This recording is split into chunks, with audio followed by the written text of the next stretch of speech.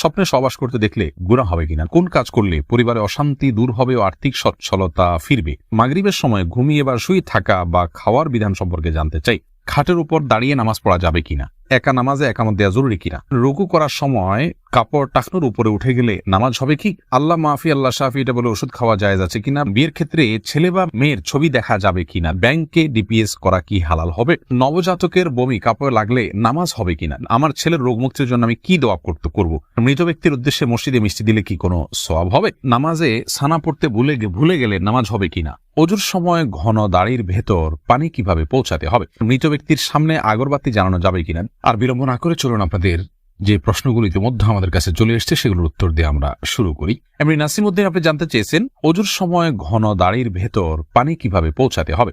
দেখুন, পানি এভাবে কোষ করে ধরে আপনি যেভাবে ভিজিয়ে রাখেন তাহলে সেক্ষেত্রে যত ঘন দাড়ি হোক না কেন গোড়ায় চলে যাবে। এরপরে রোজি আপনি জানতেছেন রুকু করার সময় কাপড় টাকনুর উপরে উঠে গেলে নামাজ হবে কি। দেখুন, রুকু করার সময় যদি টাকনুর উপরে কাপড় উঠে যায় তাহলে সেক্ষেত্রে আপনার মেয়ে মানুষ হিসাবে সামান্য এক ঝলকের জন্য উঠলো, 1 সেকেন্ড 2 সেকেন্ডের জন্য উঠলো, তাতে গুনাহ হবে না ইনশাআল্লাহ বিইذনিল্লাহ। মোশাররফ হোসেন জানতে চেয়েছেন নামাজে সানা পড়তে ভুলে গেলে নামাজ হবে কিনা। হ্যাঁ ভাই, নামাজ হয়ে যাবে, কারণ সানা পড়া এটা নামাজের জন্য ফরজ বা ওয়াজিব নয়, এমন কোনো কিছু ছুটে গেলে নামাজ হয়ে যাবে, কোনো অসুবিধা নেই। নুসরাত জাহান ইমু আপনি জানতে চেয়েছেন মৃত ব্যক্তির সামনে আগরবাতি জ্বালানো যাবে কিনা। দেখুন, আগরবাতি মূলত জ্বালানোর নির্দেশ হলো সুঘ্রাণের জন্য, অতএব মৃত ব্যক্তিকে রেখেছেন, তার দেহ থেকে কোনো দুর্গন্ধ আসতে পারে, সেই জায়গা থেকে আপনি সুঘ্রাণ যুক্ত কোনো কিছু ব্যবহার করতেই পারেন, আগরবাতি জ্বালাতেই পারেন। এছাড়া মসজিদে আগরবাতি জ্বালানোর কথা মুরাদুল্লাহ তাআলা বলেছেন। ইমানদারের বাসা বাড়িতে আগরবাতি অথবা ধূপের আপনার ধোঁয়া এটা প্রজ্বলন করা হবে সুঘ্রাণের জন্য, এটি ভালো, এটি খারাপ কোনো কাজ নয়, তবে মৃত ব্যক্তির জন্য করতেই হবে এমন কোনো বিষয় নয়। এমডি শাফি জানতেছেন মোবাইলে ইমার্জেন্সি টাকা খরচ করে টাকা না দিয়ে মারা গেলে ক্ষমা হবে কি। না ভাই, এটা গুনাহের কারণ, এজন্যই ইমার্জেন্সি ব্যালেন্স নিলে খুব দ্রুত সেটা পরিশোধ করার চেষ্টা করে ফেলা উচিত। আর সেই সাথে তার আত্মীয়স্বজন যারা আছেন তারা পরবর্তীতে তার দেনা পাওনা পরিশোধের ক্ষেত্রে তাদের খেয়াল করা উচিত। এটা হতেই পারে মানুষের দ্বারা, যদি এরকম হয় তাহলে সেক্ষেত্রে তাদেরকে ওসিয়ত করে যাওয়া উচিত যে আমার দেনা পাওনাগুলো হয়তো সাবধান থাকবে, তাদের পক্ষ থেকে আদায় করলে ইনশাআল্লাহ তিনি দায়মুক্ত হয়ে যাবেন। এরপরে বোন সাদিয়া ইসলাম জানতেছেন লোকমুখে শুনেছি জীবদ্দশায় 1 কেজি সুরমা লাগালে সে জান্নাতি, এটা কি সঠিক না বোন? এরকম কোনো কথা নেই যে 1 কেজি পরিমাণ সুরমা লাগালে সে জান্নাতি হবে, তবে হ্যাঁ, মৌলিকভাবে সুরমা লাগানো রাসূল আকরাম সাল্লাল্লাহু আলাইহি ওয়াসাল্লামের সুন্নাহ এবং সে বিষয়ে নবী সাল্লাল্লাহু আলাইহি ওয়াসাল্লামের সুস্পষ্ট নির্দেশনা রয়েছে, আমরা সুরমা লাগাবো আমাদের সাধ্য অনুযায়ী, তবে 1 কেজি পরিমাণ লাগাতে হবে এমন কোনো কথা নেই, এটি মনে করার কথা। নাহিদ নোমান জানতে চেয়েছেন কোন কাজ করলে পরিবারে অশান্তি দূর হবে ও আর্থিক সচ্ছলতা ফিরবে।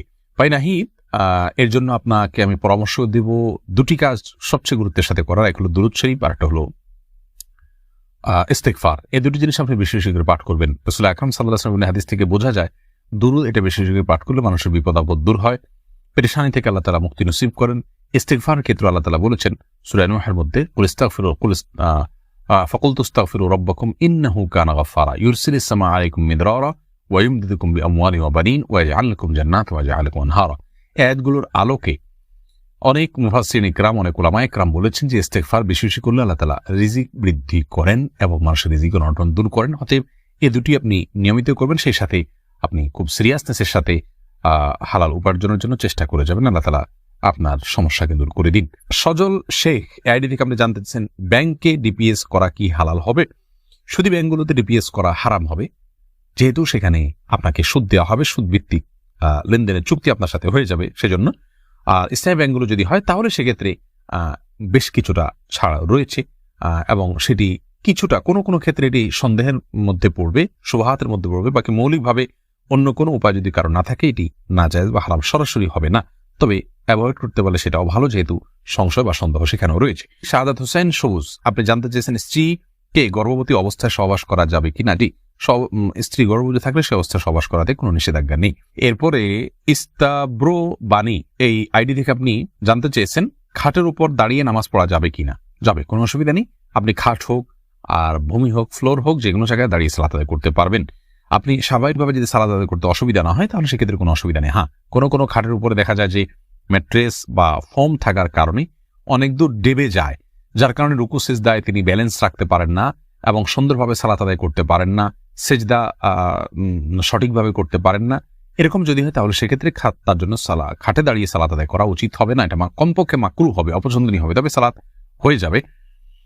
যেহেতু সালাত স্বাভাবিকভাবে করতে তার অসুবিধা হয়, শরীরে ব্যালেন্স ঠিক রাখতে পারে না, আরোগ্য চিন্তা যথাযথভাবে করতে অসুবিধা হয় এবং মনোযোগও ব্যাঘাত সৃষ্টি হয়, যার কারণে এরকম জায়গায় সালাত আদায় করা উচিত। আর যদি এতটা নরম না হয় তাহলে সেক্ষেত্রে সাধারণ খাটে বা চকিতে সালাত আদায় করতে কোনো অসুবিধা নেই। সাইফুল ইসলাম জানতে চেয়েছেন, নামাজের প্রথম রাকাতে আউযুবিল্লাহ বিসমিল্লাহ সহ সূরা পাঠ করে প্রথম রাকাত শেষ করলাম, দ্বিতীয় রাকাত কি পুনরায় আউযুবিল্লাহ পাঠ করতে হবে না বিসমিল্লাহ পাঠ করলেই হবে?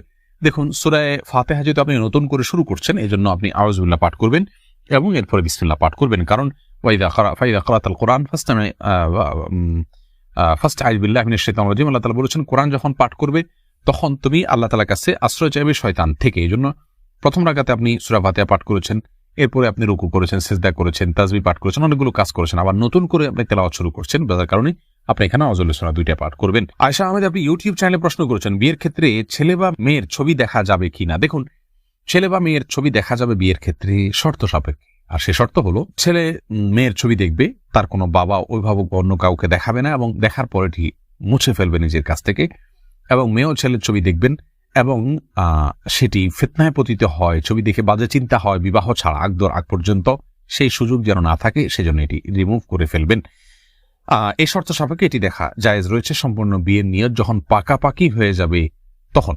আর আজকাল যেমন হয়, আল্লাহ মাফ করুক, তথাকথিত অবৈধ প্রেমের ক্ষেত্রে অনেকে বলে যে আমার বিয়ের নিয়ত আছে সেজন্য আমি দেখছি, আপনি দেখেই যাবেন, এ অধিকার আপনাকে দেওয়া হয়নি, আপনি এক নজর দেখতে পারেন শুধুমাত্র জানার জন্য, বাস এটুকু, এরপরে আপনি সেটার কন্টিনিউ করতে পারবেন না। মহিমা মাহি, আপনি জানতে চেয়েছেন নবজাতকের বমি কাপড়ে লাগলে নামাজ হবে কিনা? দেখুন, বমি নাপাক, সেটা নবজাতক হোক অথবা প্রাপ্তবয়স্ক কেউ হোক, সবার বমি নাপাক, যার কারণে এটি লাগলে নাপাক হয়ে যাবে। এমনি মামুন হোসেন জানতে চেয়েছেন, মৃত ব্যক্তির উদ্দেশ্যে মসজিদে মিষ্টি দিলে কি কোনো সওয়াব হবে? দেখুন, মৃত ব্যক্তির পক্ষ থেকে আপনি গরিব দুঃখীকে খাবার দিতে পারেন, কোনো অসুবিধা নেই, দিনক্ষণ ঠিক না করে এমনিতে গরিব দুঃখীকে খাবার দিলেন। মসজিদে বিশেষভাবে খাবার দিতে এমন কোনো কথা নেই, গরিব দুঃখীকে খাবারটা আপনি বাইরেও দিতে পারেন, তাদের বাসা পৌঁছে দিতে পারেন, মসজিদ থেকে মসজিদের সাধারণ মুসল্লিরা আছে তাদেরকে আপনি দান করতে পারেন মৃত ব্যক্তিকে সওয়াবের উদ্দেশ্যে, সেটি হতে পারে। কিন্তু এটিকে আমাদের দেশে যেরকম সিস্টেম বানিয়ে নিয়েছে এমন মানুষ, যে কেউ মারা গেলে মসজিদে মিষ্টি পাঠানো, জিলাপি পাঠানো, মুসল্লিদেরকে খাওয়ানোর জন্য, এরকম কোনো নির্দেশ, আলাদা পার্টিকুলার নির্দেশ ইসলামে দেওয়া হয়নি। তবে হ্যাঁ, গরিবের এই মৃত ব্যক্তির পক্ষ থেকে আমরা সাদাকা করতে পারি, তারই অংশ হিসাবে খাদ্যদান হতে পারে, সেটি গরিব অসহায় মানুষকে প্রাধান্য দিয়ে দেওয়া উচিত।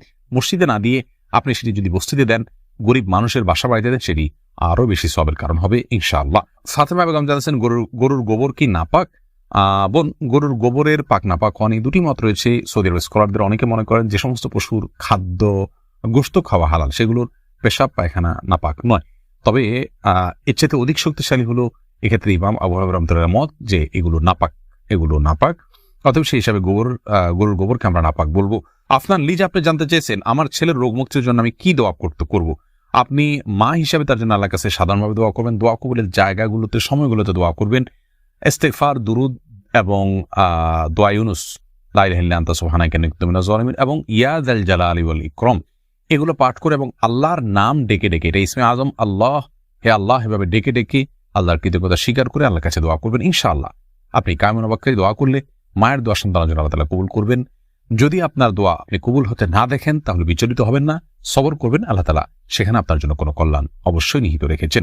এমডি রায়হান সিদ্দিকী, আপনি জানতে চাইছেন মাগরিবের সময় ঘুমিয়ে বা শুয়ে থাকা বা খাওয়ার বিধান সম্পর্কে জানতে চাই।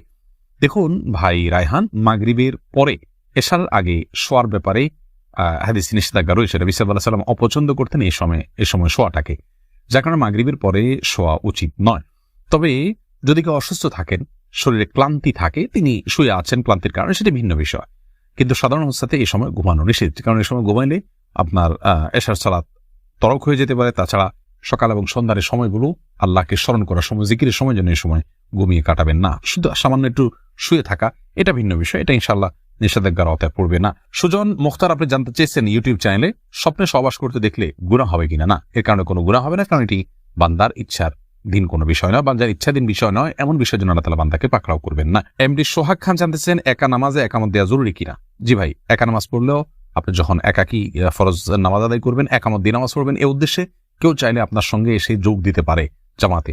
আমরা কিন্তু এটা অনেকেই জানি না। কেউ যদি নামাজ শুরু করে দেন একা একা, তে যদি জোরে জোরে তাকবীর বলেন ইমামতের নিয়তে, পরবর্তীতে কেউ এসে তাকে টাচ করে তার পাশে দাঁড়িয়ে জামাতে শামিল হয়ে যেতে পারে, যে কোনো পর্যায়ে, যে কোনো মাঝামাঝি পর্যায়ে এসেও শামিল হয়ে যেতে পারে। তাহলে সেক্ষেত্রে তারা উভয় জামাতে সালাত আদায় করার সওয়াব পেয়ে গেলেন। এরপরে মোহাম্মদ শাহিন আলম জানতেছেন আল্লাহ মাফি আল্লাহ শাফি এটা বলে ওষুধ খাওয়া জায়েজ আছে কিনা, এটা বলাতে তোমার অসুবিধার কিছু নেই, তো বিসমিল্লাহ বলি পান করলে যথেষ্ট।